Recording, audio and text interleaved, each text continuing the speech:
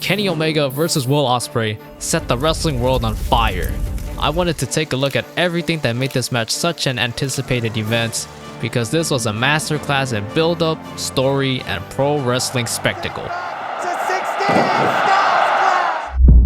The build for this match was brilliant, even though almost none of it was laid out on TV. The storyline was simple. It revolved around Kenny leaving New Japan to start AEW in 2019. He tasked Will Ospreay to fill his shoes after his departure, but almost 4 years later, Kenny feels like Will is not yet ready to carry the torch for New Japan.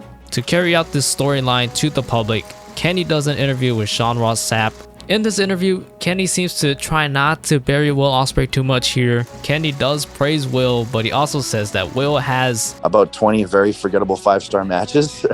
Will responds in an interview with Wrestle In, saying Kenny is trying to belittle him. Will also adds a personal angle to the story, saying the reason Kenny hates him so much is because on the night of Kenny's last New Japan match, Kota Ibushi was supposed to be by his side. However, earlier in the night, Ibushi was defending his never openweight title against Will Ospreay, and in the match, Will gives Ibushi a concussion. Ibushi had to be stretchered out and cannot be there for Kenny in the main event. As you could see, before Will and Kenny ever even cross paths, they start to plant the seeds in the wrestling media for this dream match. After only taking shots at each other on the internet, we finally get to see Kenny and Will face off when AEW announced their Trios title tournament to crown the first Trios champions. After Will Ospreay and the boys Aussie Open win their match, Kenny and the Bucks come out. The show goes off the air and the two men get open rein to shoot on each other. Well, I've been working, you've been sitting down, and getting the Young Bucks to wipe your ass for you, brother. As we all know, the Elite go on to win the entire tournament, but unfortunately, as we all know again, some bad things happened after the pay-per-view, which derailed the timeline. We finally get back on track when Ospreay successfully defends his IWGP US title at Historic Crossover. After the match, Kenny Omega makes his surprise return with a video promo challenging Will Ospreay for his title at Wrestle Kingdom 17. The dream match is now official. Before the big day, New Japan holds a press conference for Wrestle Kingdom. Ospreay pours his heart out, detailing all the sacrifices he made to wrestle in the pandemic.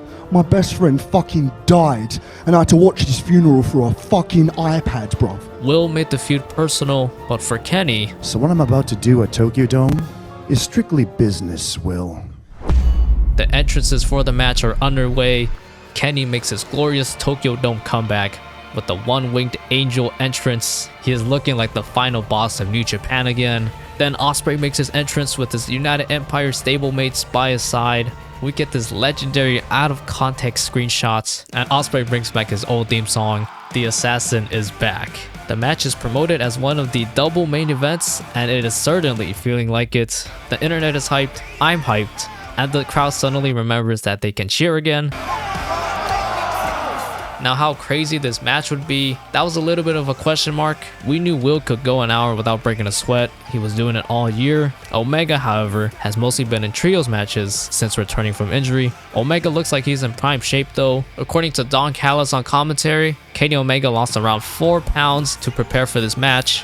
What a freak. Any doubts about this match were quickly put to rest. I knew things would get crazy after Omega brings out the table, but I didn't expect it to get batshit insane. Omega goes after Ospreay's kidneys after Ospreay almost died from a kidney infection earlier in the year. What a sick fuck. That was only a mild taste of all the other spots that followed. Ospreay suplex on the table's hard side. Omega DDTs Ospreay on the exposed turnbuckle. Omega just bashing Ospreay's head in. Omega dropping Ospreay again on the exposed turnbuckle. And excuse me if my casual ass mispronounces this, Omega does a Super Kreutz Wrath to Ospreay. After all the crazy shit these guys have done in their careers, they still find new ways to do death-defying stunts just for our entertainment. Where to go?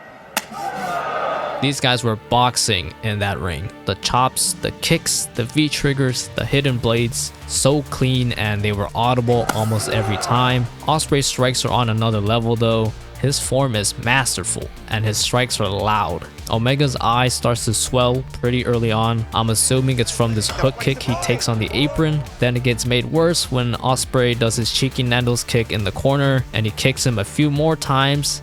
And he makes it an extra point that he hits him right on the swollen eye. Sick fucks indeed. To get back on his feet. It's been said that Ospreay can't sell. Well, Ospreay gets murdered in this match, and it sure as hell was believable. Ospreay takes the blade, and it wasn't the same since. He was limping and barely even showing signs of life when taking Omega's moves. This V-trigger was an all-time great V-trigger, and Ospreay's selling helps it a lot. Will's selling in this match gave so much more weight when Ospreay finally gets his offensive comebacks in, and the selling in this bout goes hand in hand with the near falls. The near falls in this match need to be studied because I was on the edge of my seat every single time. It doesn't even look like the guys are about to kick out sometimes, but then they get a shoulder up or limply roll out of a cover. The near falls just made sense with the context they were each put in, and each kick out just elevated the tension to monstrous heights. The ending sequence. Omega traps both arms. Ospreay spits in Omega's face and says "fuck you." Omega pulls back and launches for the Kamagoye.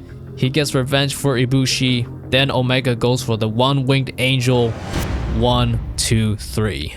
Omega just reminded everyone why he is a wrestling god.